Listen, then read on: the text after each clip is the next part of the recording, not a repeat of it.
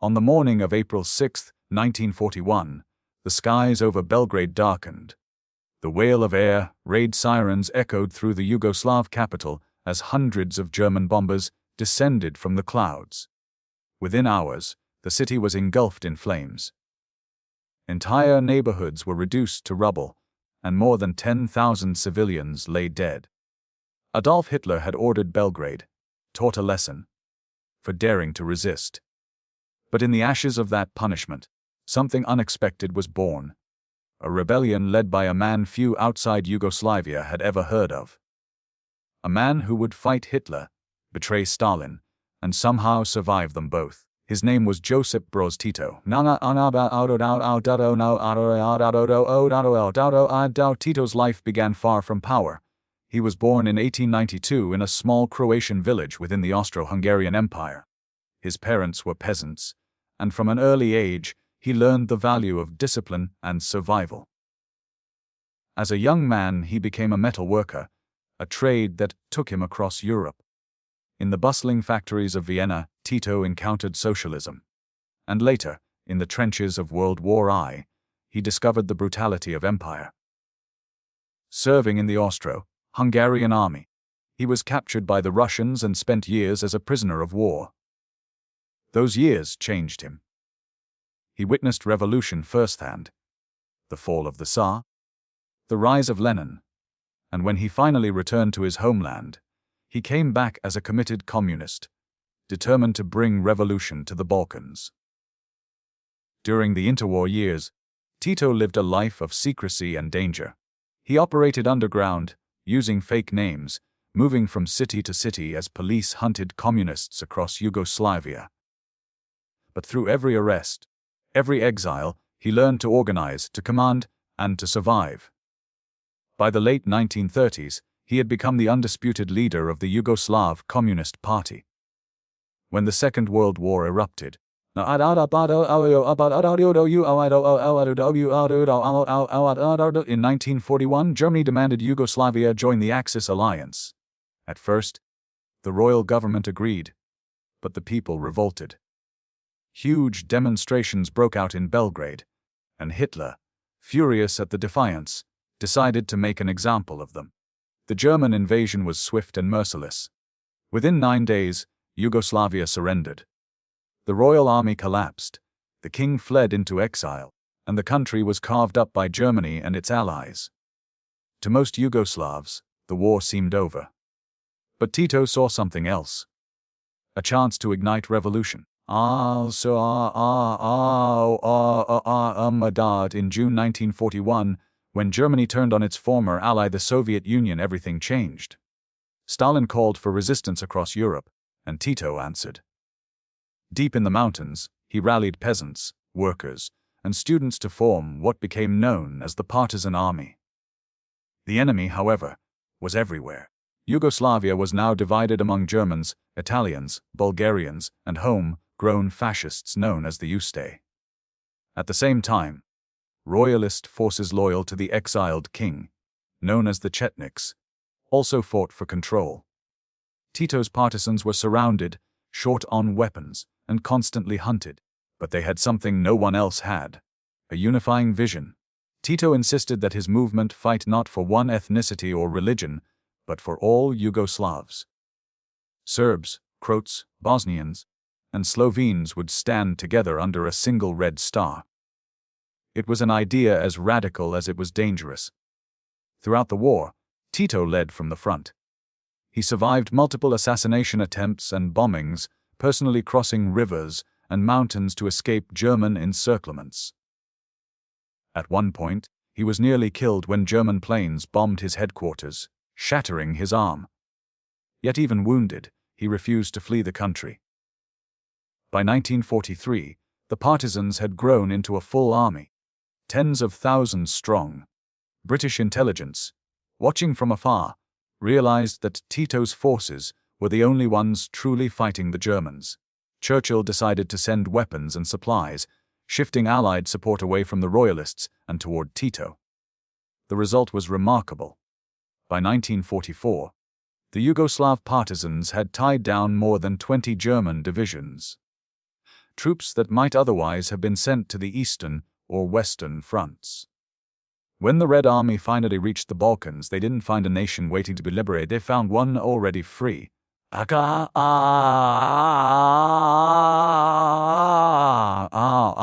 October 1944, Tito's army marched into Belgrade. Crowds filled the streets, waving flags and shouting his name. After years of occupation and slaughter, the people had a hero, a man who had liberated his country without bowing to either East or West. But victory also brought vengeance. Tito's new regime rounded up collaborators and royalist opponents. Thousands were executed in the chaotic months that followed. The war had left the country scarred. Over 1.5 million Yugoslavs were dead, entire villages wiped out. Yet amidst the devastation, Tito began to build. He abolished the monarchy and declared Yugoslavia a federation of 6 republics, each representing a different ethnic group.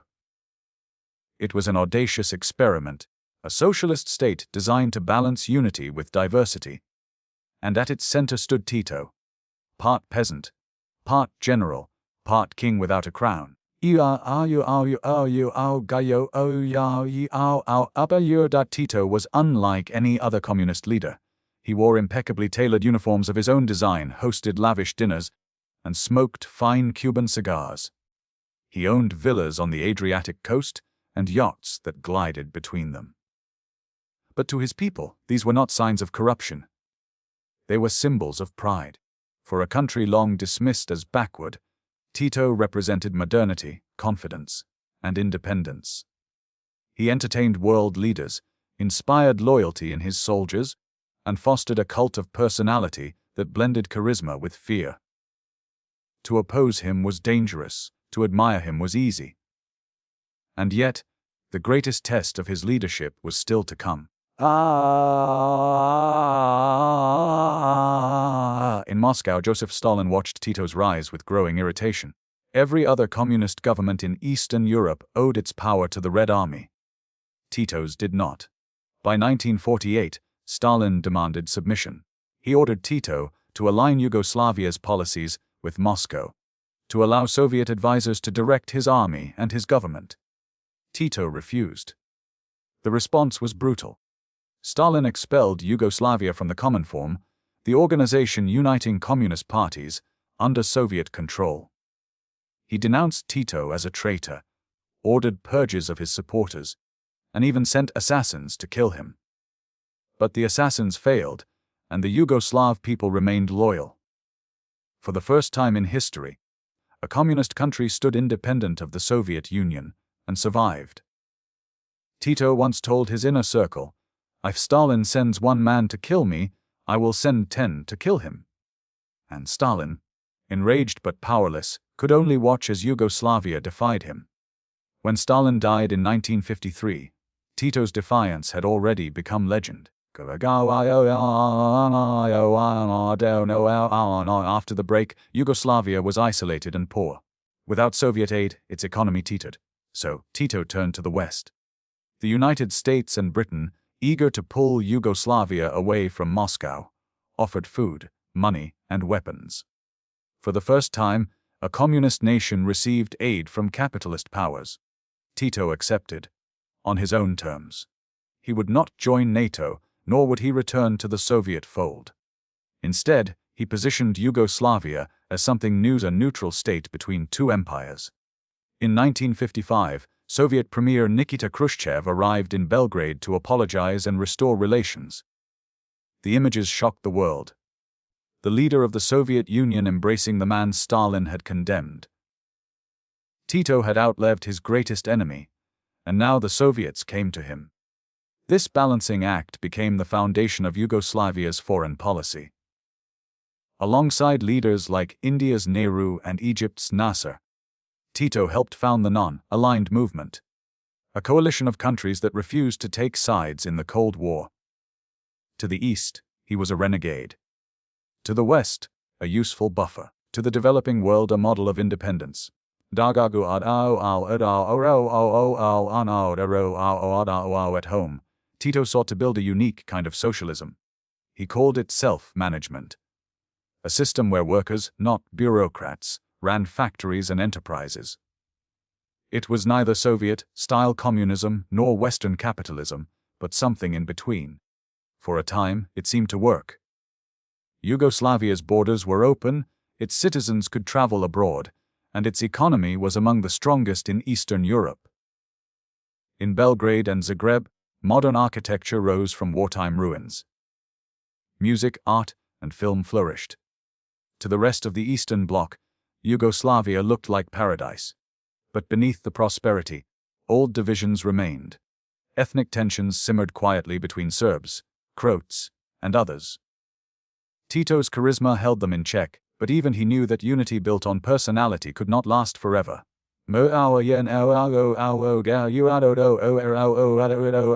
the 1960s and 70s, Tito became a global celebrity. He dined with Queen Elizabeth, debated with John F. Kennedy, and traveled to more than 60 countries. Everywhere he went, he projected the image of a powerful, independent leader who owed allegiance to no one. Foreign dignitaries often left Belgrade impressed by his charm and confidence. For a man who had once worked a lathe in an Austrian factory, it was an extraordinary transformation. Yet, even as he enjoyed international fame, Tito never lost sight of the dangers around him. He watched as Soviet tanks crushed uprisings in Hungary in 1956 and Czechoslovakia in 1968. He knew that if Yugoslavia ever wavered, the same fate could await his country. So he kept his army strong and his enemies close. His message was simple: Yugoslavia will never be conquered, except over the dead bodies of its people. By the late 1970s, Tito was in his 80s. His health was failing, but his presence still dominated Yugoslav politics. No one dared challenge him. He continued to refine the country's constitution, giving more autonomy to the republics in hopes of keeping them balanced after his death. But the very decentralization that he hoped would preserve Yugoslavia would later tear it apart. In 1980, after a long illness, Tito died in a hospital in Ljubljana. He was 87 years old. His funeral was one of the largest gatherings of world leaders in history. Presidents, kings, and dictators from both sides of the Cold War came to pay their respects. For a few days, even enemies stood side by side to honor the man who had defied them all. As his coffin passed through the streets of Belgrade, millions wept openly. They weren't just mourning a leader. They were mourning an era. Without Tito, Yugoslavia had no center of gravity. The delicate balance he had maintained began to falter. Within a decade, the country he had built from the ruins of war would fracture into conflict once again. Tito remains one of the most complex figures of the 20th century. To some, he was a visionary, proof that small nations could chart their own course in a world dominated by superpowers. To others, he was a dictator whose iron rule merely delayed the inevitable collapse of his state. But few would deny his impact. He led a successful resistance against the Nazis, defied Stalin's domination, and built a unique form of socialism that gave his people decades of relative peace. He was, in the truest sense, a survivor. A man who stared down history's two most feared tyrants, and won. Tito once said, "No one can take away the freedom we have fought for." And though the country he created is gone, the defiance he embodied still echoes across the Balkans. He built a nation from ruins. He united enemies. He defied empires. And in an age when power so often destroyed those who held it, Josip Broz Tito achieved something almost no one else did. He lived long enough to see his enemies buried,